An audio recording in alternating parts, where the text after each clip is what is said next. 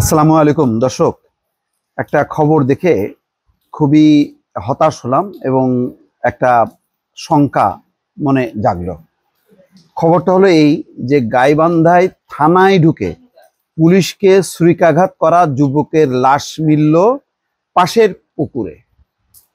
এই শিরোনাম কিন্তু যথেষ্ট এক পরিষ্কার চিত্রটা হলো, অর্থাৎ থানায় ঢুকে যে যুবক একজন পুলিশকে ছুরিকাঘাত করছিল, পরে সেই যুবকের লাশ পাওয়া গেছে পুকুরে।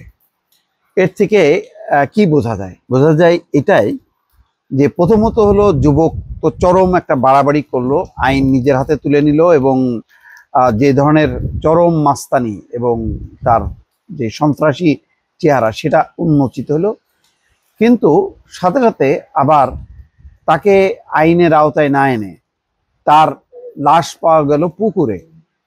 এতে বোঝা যায় যে ওই ঘটনার জেরে কেউ হয়তো তাকে মেরে ফেলছে এবং মেরে ফেলে তার লাশ পুকুরে ভাসায় দিল।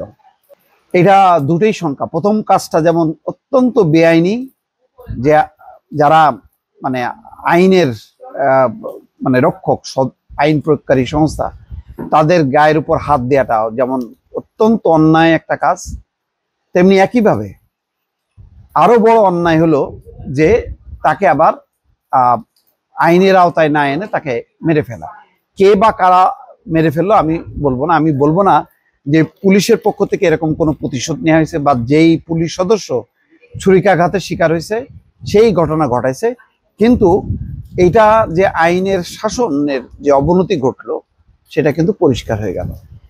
তাহলে এবং একই সঙ্গে ভয়ঙ্কর একটা শঙ্কাও জাগলো। এই ধরনের এই যে পাল্টাপাল্টি মানে আঘাত করা, আহত করা, এবং কেউ আহত হচ্ছে, কেউ নিহত হচ্ছে, এইগুলো আমাদের যে বিদ্যমান যে আইন শৃঙ্খলা পরিস্থিতির অবনতি ঘটলো, এই সমস্ত টুকরো টুকরো খবর কিন্তু তার একটা বড় উদাহরণ।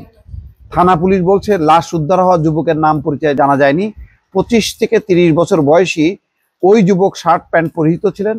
বৃহস্পতিবার রাতে 10টার দিকে তিনি থানায় অভিযোগ লেখাতে এসে কথা কাটাকাটির এক পর্যায়ে পুলিশের এক কনস্টেবলের বন্দুক ছিনিয়ে নেওয়ার চেষ্টা করেন। পুলিশের অন্য সদস্যরা বাধা দিলে এক এএসআইকে ছুরিকাঘাত করে পালিয়ে যান তিনি। তা আসলে মানে পালায় যাওয়া তো সম্ভব না, পুলিশের যে নেটওয়ার্ক থাকে সেটা পালানো সম্ভব না। পুলিশ এবং প্রত্যক্ষদর্শী বলছে গতকাল রাতে সাগাটা থানার সামনে একটি সালিশ বৈঠক চলছিল। রাত 10টার দিকে অজ্ঞাতনামা এক যুবক থানার কম্পিউটার কক্ষে গিয়ে কম্পিউটার অপারেটরকে অভিযোগ লেখার কথা বলেন। অপারেটর তাকে বাইরে থেকে অভিযোগ লিখে আনার পরামর্শ দেন।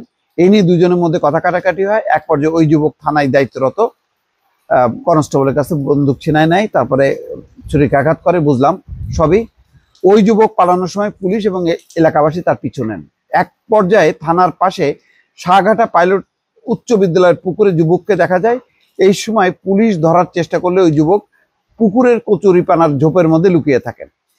তখন পুলিশ সদস্য এবং এলাকাবাসী পুকুর পাড়ে অবস্থান নেন। রাত গভীর হলে পুলিশ পাহারায় থাকলেও এলাকার লোকজন নিজ নিজ বাড়িতে চলে যান। আজ সকালে ফায়ার সার্ভিসের সদস্যরা ওই যুবকের লাশ পুকুর থেকে উদ্ধার করেন। পরে লাশ থানায় আনা হয়। এখন কি হলো? এখন পুকুরে কি সে ডুবে মরে গেল, নাকি যখন লোকজন চলে গেল তখন বিক্ষুব্ধ পুলিশ সদস্যরা তাকে পেটালো বা পুকুরে ফেলে দিল বা তাকে চুবায় মেরে ফেললো?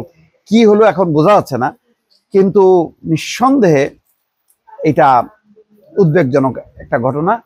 এটার একটা নিরপেক্ষ তদন্ত হওয়া উচিত। দর্শক ভালো থাকবেন। আল্লাহ হাফেজ।